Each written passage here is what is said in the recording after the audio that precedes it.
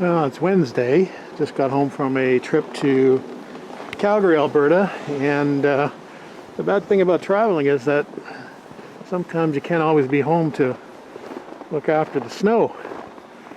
So I got so much snow in the last couple of days. Had a pretty bad storm here that I can't even get in the driveway. So for our flight today, of course being at the airport a couple hours in advance, I left the hotel this morning at 4:45 a.m. and last thing I want to do is shovel when I get home, just to be able to get into my own driveway. Anyway, I've got to do what we've got to do. We'll break out the shovel and spend probably an hour or so out here shoveling. And I'm starving. Alright guys, it's Wednesday night the 30th, and just thought I would better go out and check on the garage.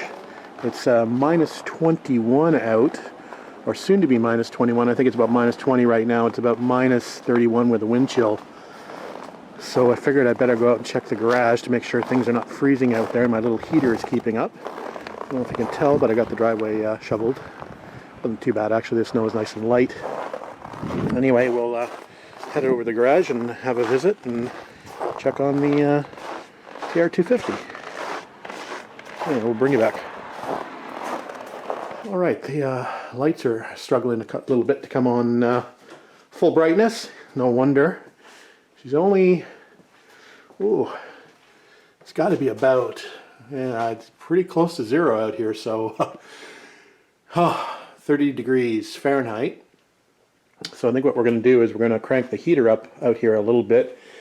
I do have some paints and chemicals out here that I do not want to freeze. So I think what we'll do is we'll just turn this heater up a little bit. Unfortunately, it's not going to be good for the old hydro bill. But I'd rather have that than have all my products freeze. So we'll just crank it up a notch or two, and we should be good overnight at least. I think it's getting a little bit warmer tomorrow, and then it gets a little bit warmer towards the end of the week. I think today is the worst day. I do have to travel again next week, unfortunately, and I was looking at the weather where I'm going, and I'm seeing, I think one day, I think there was a high of minus 27 degrees Celsius, so not getting any better where I'm going. It's not like I'm going to a nice sandy beach somewhere. Anyway, that's it for tonight. We'll get back out here hopefully tomorrow night and play around in the car a little bit. We'll see you then. Alright guys, Saturday, February 2nd, just coming up to 1:45. And a little chilly in the garage, about 4 degrees Celsius out here, but got the heater cranked on full. Hopefully it'll get a little warmer in the next couple of minutes. I think I might go back inside and wait for it to warm up a little bit. It's a little chilly. Anyway, what we're going to do today is we're finally going to get around, I think, to stripping the red paint from these fenders, but I think first we're going to strip the undercoating from the inside of the fenders. And in order to do that, I thought I would try something a little bit different. So I've got a buddy of mine who's got a couple of TR6s, Robert from Florida, suggested I go for this multi-tool, vibrating, sort of oscillating, multi-crafter scraper type thing. So we're going to give this a shot and see how that does on the undercoating on the inside of this fender. Now whether I have to heat the undercoating up or not, or maybe I should just try to do it without actually heating it, and see if the scraper will actually scrape the undercoating off without any heat applied.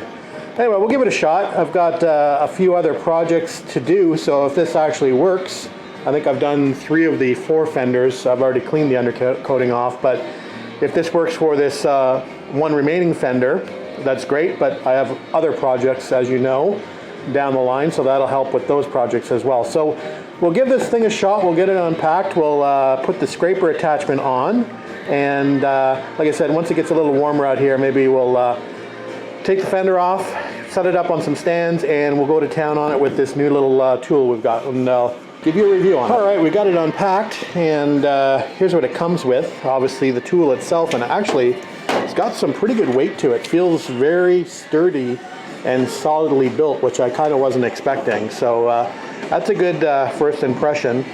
It's got some different attachments. They've got this is a round saw blade attachment. These are straight saw blade attachments. It's got a sanding attachment, which is the attachment here. And then it's got the sandpaper as well. And then it's got the one I'm looking for, which is this, they're calling this a flexible scraper attachment. So we're gonna fit this guy, and then we'll go to town and see how things work out. Anyway, that's a look at the corded multi-crafter kit by Mastercraft. So we'll see how it works out.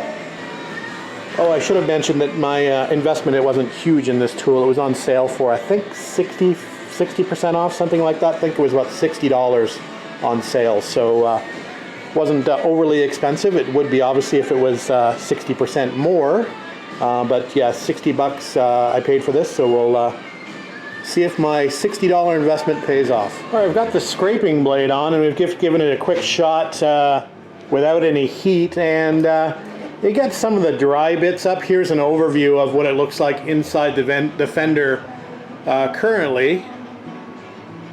So fairly thick undercoating here at the top, and back in here it's very thick.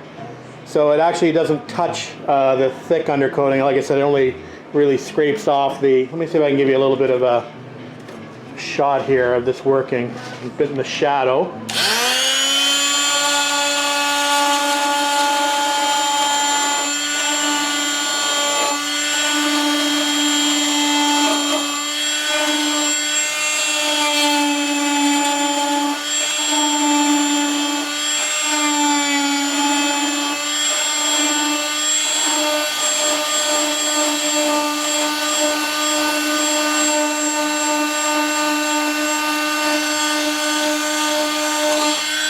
We'll get off some of the sort of the dry, scaly bits, but when we get up to here, where it's thicker,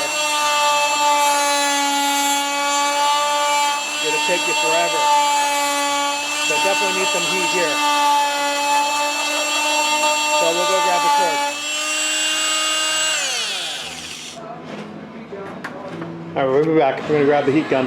Just trying to see if you can see this. I don't have the tripod out in the garage, but it does work with heat. It takes a little less effort than using a regular flexible scraper. So I'll just show you how it goes. I'm not sure if you're going to be able to see this very well or not. Let me see if I can move this even a little bit.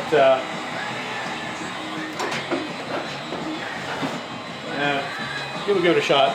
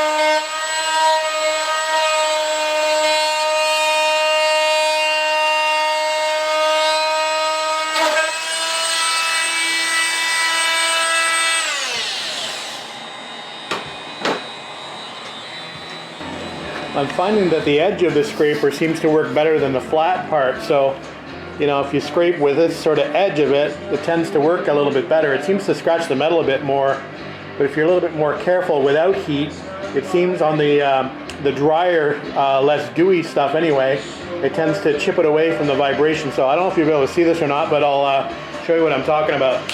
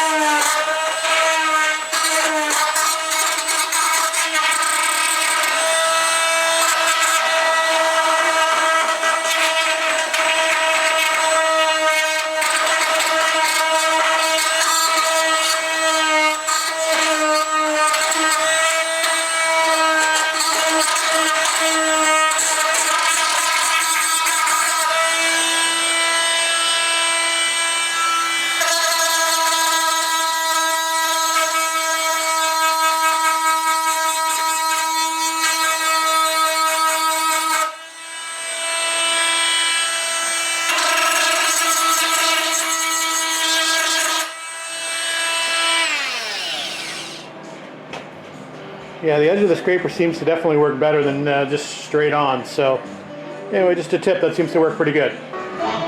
For anybody who's interested, there's 2,250 grams of undercoating on the inside of a rear fender of a TR6. So it's going to be lighter now, so it'll be faster. And for my buddy Kevin, who's restoring a TR250 as well, a little Stevie Ray Vaughan in the garage. Definitely a cold shot out here. Anyway, there's the fender all stripped and hit with a little bit of brake cleaner to clean up the residue, or most of the residue. And then I just hit it with Windex after that. So what we'll do before we get ready to paint this is we'll just hit it with the DA and scrub off the rest of the rust and little leftover bits of undercoating. And then we'll epoxy prime this and paint it. And then we'll probably put the Raptor liner on the inside as well. So that's the next process for this fender. Not just this fender, but all of 4 fenders. So anyway, let's move on to another project. I think we're going to probably start to strip the exterior of these fenders. So we'll break out some stripping discs. All right, guys, let's get ready to say goodbye to the red paint. So it's the last time you'll see these fenders in red. So we can no longer refer to them as the red fenders. All right, something must have happened in here while you were gone. Fortunately, the memory card ran out after I said I was going to strip the fender. Well, I went ahead and I did actually strip the fender. I stripped the passenger side rear, and it came out pretty well. That's what it looks like. So everything's got a fine coating of red dust on it in the garage, unfortunately. But that's the hazards of working over the winter with the garage doors shut. Anyway, we're going to do the same thing now on the driver's side rear fender. So that will be the last time we see the red paint on the rear fenders. So we'll no longer be able to talk about the red fenders anymore in about an hour or so.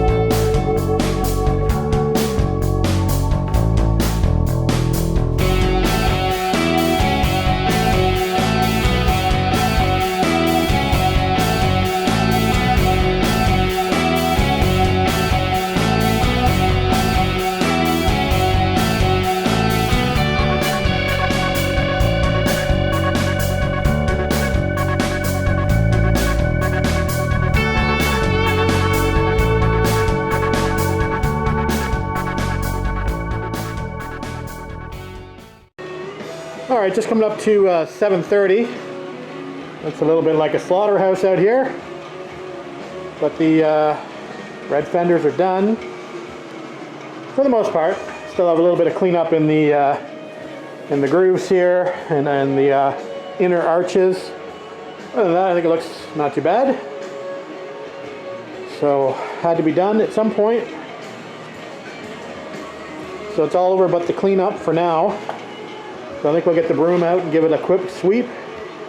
Maybe we'll come back and we'll do one last update for the night. All right, be back in a bit.